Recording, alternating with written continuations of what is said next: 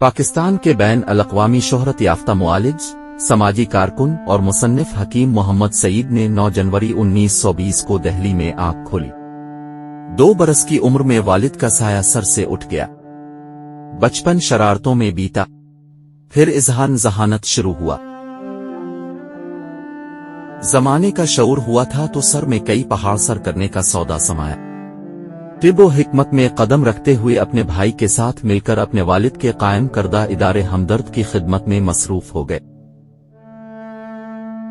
फिर यूं हुआ कि हमदर्द का नाम तकसीम से कब्ल के हिंदुस्तान में फैलता चला गया।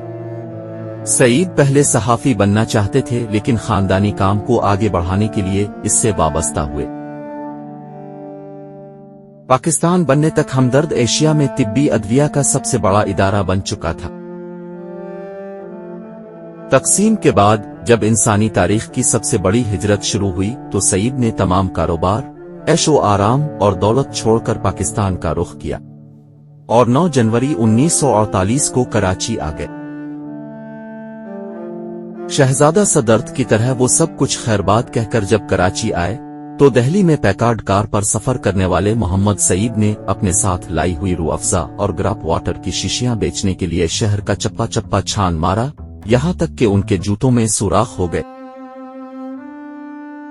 50 रुपए महीना पर एक दुकान और 12.5 रुपए माहाना पर फर्नीचर किराए पर लेकर अपने काम का आगाज किया। फिर नाजिमाबाद में अल मजीद सेंटर की बुनियाद डाली, जिसने हमदर्द फाउंडेशन की राह हमवार की और हकीम मोहम्मद सईद ने इस इदारे को भी खिदमत के लिए बाकायदा वक्फ कर दिया।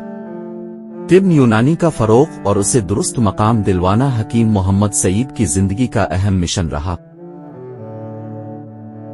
गवर्नर सिंध बनने के बाद भी पाकिस्तान भर में अपने मरीजों को बाकायदा देखते और उनका मुफ्त इलाज करते रहे। इसी तरह जियाउल हक के दौर में वो वजीर बनने के बाद भी कराची, लाहौर, सखर और पेशावर में मतब करते रहे।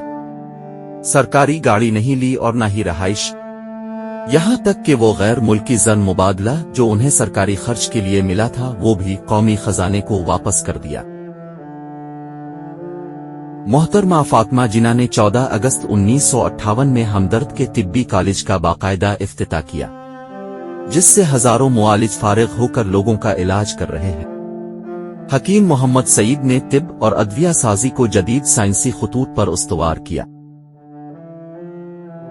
हकीम मोहम्मद सईद बच्चों से बेपनाह मोहब्बत करते थे और बच्चे भी उनके दीवाने ठहरे। यहां तक कि पेशावर का एक बच्चा वालिदैन की डांट पर घर से ये कहकर निकल आया कि मैं कराची में हकीम सईद के पास जा रहा हूं। कौल है हकीम सईद है कि बच्चों को अजीम बना दो, पाकिस्तान खुद ब खुद बड़ा बन जाएगा। उन्होंने बच्चों की तरबियत के लिए रिसाला हमदर्द नौनिहाल जारी किया और बज़्म है नौनिहाल के हजारों प्रोग्राम्स के जरिए उनकी इस्लाह और तरबियत का सामान किया।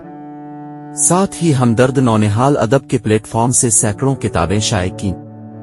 सच्ची डायरी के उन्वान से बच्चों के लिए किताबें शाये करके अपनी जिंदगी के दिन रात एक कर दिए।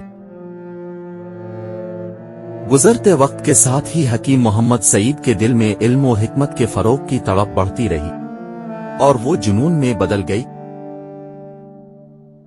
कराची में मदीनातुल हिकमत नामी मंसूबा भी इसी दीवानगी का नतीजा है, जहां आज बैतुल हिकमत के नाम से एक बहुत बड़ी लाइब्रेरी, यूनिवर्सिटी, कॉलेजेस, स्कूल और दीगर अहम इदारे कायम हैं। साइंस व सकाफत और इल्म व हिकमत का ये शहर आज भी इस शख्स की याद दिलाता है, जिसके अज़्म व अमल ने रेगिस्तान को एक इल्मी नखलिस्तान में बदल दिया।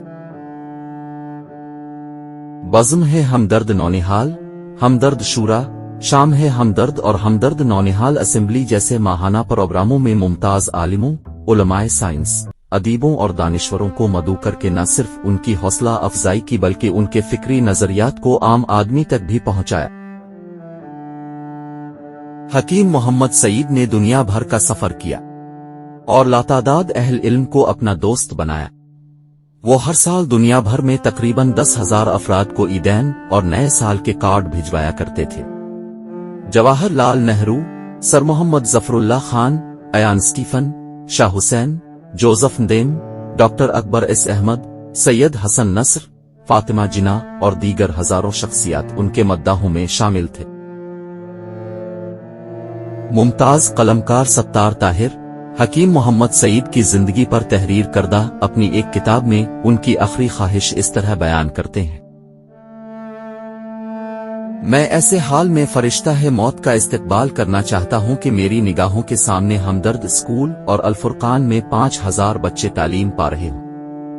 ہمدرد یونیورسٹی امتیازات کے ساتھ ہزارہا نوجوانوں کو انسان کامل بنا رہی ہو، اور یہ جوان دنیا بھر میں پھیل کر آواز حق بلند کرنے کی تیاری کے لیے کمر بستہ ہوں۔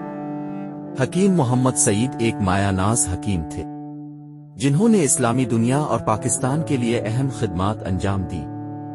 انہوں نے مذہب اور طب و حکمت پر 200 سے زائد کتب تصنیف و تالیف کی۔ ہمدرد پاکستان اور ہمدرد یونیورسٹی ان کے قائم کردہ اہم ادارے ہیں۔ حکیم محمد سعید پاکستان کے بڑے شہروں میں ہفتہ وار مریضوں کو دیکھتے تھے۔ سب سے اہم بات یہ تھی کہ وہ مریضوں کا مفت علاج کرتے تھے۔ ان کا ادارہ ہمدرد بھی ایک غیر منافع بخش ادارہ ہے، جس کی تمام تر آمدنی ریسرچ اور دیگر فلاحی خدمات پر صرف ہوتی ہے۔ 17 اکتوبر 1998 عیسوی کو انہیں آرام باغ میں ان کے دواخانہ کے باہر وحشیانہ فائرنگ کر کے قتل کیا گیا۔ وہ اس وقت روزے کی حالت میں تھے، یوں انہوں نے روزے کی حالت میں اپنی جان سپرد کی۔